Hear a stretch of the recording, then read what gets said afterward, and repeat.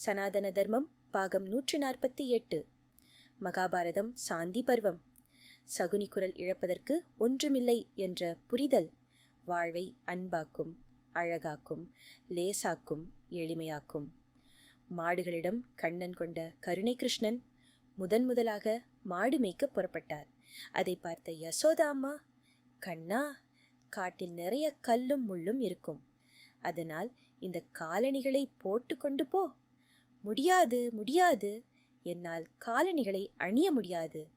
நான் காலணிகள் அணிய வேண்டுமென்றால் மாடுகளும் அணிய வேண்டும். ஏனென்றால் மாடுகளிடமும் காலணிகள் இல்லை. நம்மிடம் மொத்தம் 9 லட்சம் மாடுகள் உள்ளன. ஒரு மாட்டுக்கு 4 கால்கள். அப்படியென்றால் எத்தனை காலணிகள் தேவைப்படும்? கண்ணனின் பிடிவாதத்தை அறிந்த யசோதாம்மா, சரி, அதை விடு, உன்னுடன் மல்லு கட்ட முடியாது. வெளியே வெயில் கொளுத்துகிறது, குடையாவது கொண்டு போ. மறுபடியும் கண்ணன், நான் குடை கொண்டு போனால் மாடுகளுக்கும் தேவைப்படும். ஆனால் மாடுகளுக்கு கைகள் இல்லை. அதனால் ஒவ்வொரு மாட்டுக்கும் ஒருவன் குடை பிடிக்க வேண்டும். அப்படியென்றால் 900 மனிதர்கள் தேவைப்படுமே. யசோதாம்மா, உன்னிடம் பேசி ஜெயிக்க முடியாது என்று சொல்லிக்கொண்டு கண்ணனுக்கு விடை கொடுத்தாள். இதையெல்லாம் அனைத்து மாடுகளும் கேட்டுக்கொண்டிருந்தன. கண்ணனின் கருணையை கண்ட மாடுகள் ஏதாவது கண்ணனுக்காக ஏதாவது செய்ய வேண்டும் என்று யோசித்தன. அன்றிரவு அனைத்து மாடுகளும் விருந்தாவன் காடுகளுக்கு சென்றன. எல்லா கற்களையும் தன கால்களையே மிதித்தன. அத்தனை கற்களையும் மிதித்து பொடி பொடி ஆக்கின. மறுநாள் காலை கண்ணன் அழகான மென்மையான மணலின் மீது நடந்தார். அவருடைய பாதங்கள் கற்களிடமிருந்து பாதுகாக்கப்பட்டன.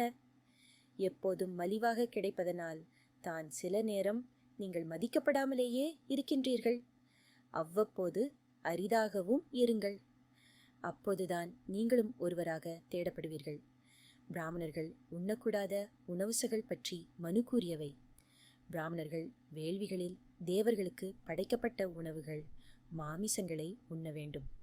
தனக்காக இஷ்டப்பட்டு மாமிசம் உண்ணக்கூடாது. காளை, பூமி, சிற்றெரும்புகள், புழுதியில் உதிக்கும் புழுக்கள், நஞ்சு ஆகியவை பிராமணர்களால் உண்ணப்படக்கூடாது. செதில்களற்ற மீன்களையும் தவளைகளையும் 4 கால் கொண்ட நீர்விலங்குகளில் ஆமைகளை தவிர வேறு எந்த விலங்கையும் உண்ணக்கூடாது. பற்களை கொண்டவையுமான 4 கால் விலங்குகள், பறவைகள் ஆகியவற்றையும் உண்ணக்கூடாது. செம்மறியாடு, பெண் கழுதை, பெண் ஒட்டகம், புதிதாக கன்றின்ற பசு, நிஷா மனித பெண்கள், மான்கள் ஆகியவற்றின் பாலையும் ஒரு பிராமணன் பருகக்கூடாது. இதை தவிரவும் பித்திருக்களுக்கு காணிக்கை அளிக்கப்பட்ட உணவு, அண்மையில் பிள்ளை என்ற பெண்ணால் சமைக்கப்பட்ட உணவு, அறியாத மனிதரால் சமைக்கப்பட்ட உணவு ஆகியவற்றை உண்ணக்கூடாது. அண்மையில் கன்றீன்ற பசுவின் பாலும் பருகப்படக்கூடாது. ஒரு க்ஷத்திரியனால் சமைக்கப்பட்ட உணவை ஒரு பிரம்மனால் உண்டால் அஃது அவனது சக்தியை குறைக்கும். ஒரு சூத்திரனால் அளிக்கப்பட்ட உணவை உண்டால் அவனிடம் பிரம்ம ஒளி குன்றும். கொல்லன் அல்லது கணவனோ இல்லாத பெண் கொடுக்கும் உணவை அவன் உண்டால் அவனிடம் பிரம்ம ஒளி குன்றும். வட்டிக்கு பணம் தருபவனால் அளிக்கப்படும் உணவு புழுதிக்கு சமமானது.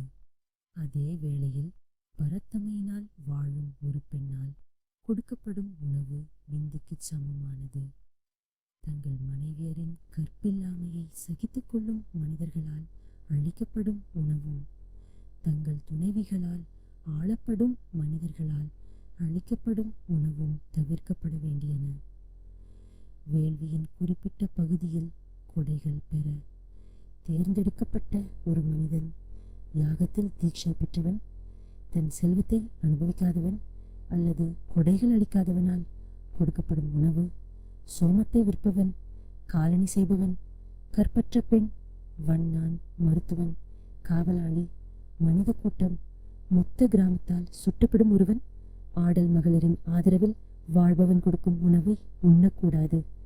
அண்ணனுக்கு முன்பு மணமுடித்த தம்பி, பாணர்கள், வந்திகள், சூதாடிகள் ஆகியோரால் கொடுக்கப்படும் உணவு, இடது கையால் பெறப்பட்ட உணவு, நாள்பட்ட உணவு, மதுவில் கலந்த உணவு, ஏற்கனவே உண்ணப்பட்ட உணவின் பகுதி, விருந்தில் எஞ்சிய உணவு ஆகியவற்றை ஒரு பிராமணன் உண்ணக்கூடாது. பணியாரங்கள், கரும்பு, அரைக்கீரை, இனிப்பூட்டப்பட்ட பாலில் கொதிக்க வைக்கப்பட்ட அரிசி, பால் சோறு, பாயாசம் ஆகியவை தங்கள் இன்சுவையை இழந்தால் உண்ணப்படக்கூடாது. தேவர்களுக்கு அர்ப்பணிக்கப்படாத வறுத்த வார்கோதுமை, மாவு, சத்துமாவு, வறுக்கப்பட்ட பிற வகை தானியங்கள், தயிரில் கலந்தவை ஆகியவை நாட்பட்டதனால் உண்ணப்படக்கூடாது. இனிப்பூட்டப்பட்ட பாலில் கொதிக்க வைக்கப்பட்ட அரிசி, பாயாசம், எள் கலந்த உணவு, இறைச்சி, அப்பங்கள் ஆகியவை இல்லற நோன்பு நோற்கும் பிராமணர்களால் உண்ணப்படக்கூடாது. தொடரும்.